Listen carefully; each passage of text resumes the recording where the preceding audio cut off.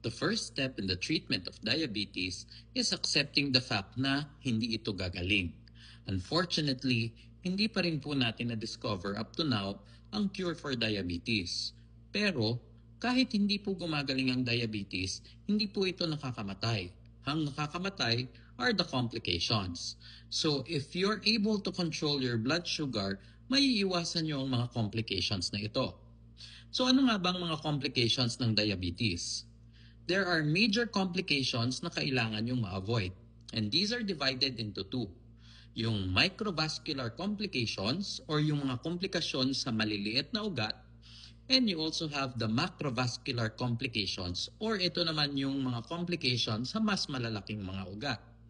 So ang microvascular complications, included po dito ang complications ng diabetes sa mata dahil sinisira ang mga blood vessels ng mata natin leading to blindness.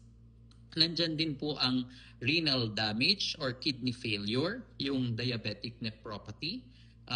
Nandyan din po sa microvascular complications ang diabetic neuropathy or yung naapektuhan yung mga nerves natin leading to numbness ng mga hands and feet or yung mga tusok-tusok na nararamdaman ninyo, minsan also leading to weakness ng mga kamay at paa.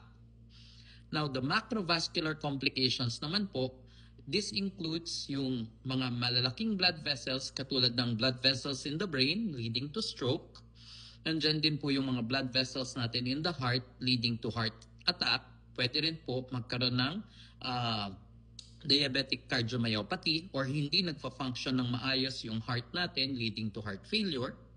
Nandyan din po yung mga pagbabara ng mga ugat natin sa mga legs or yung tinatawag na peripheral arterial diseases leading naman to sa mga sugat na hindi gumagaling which would eventually lead to amputation or pagkaputol.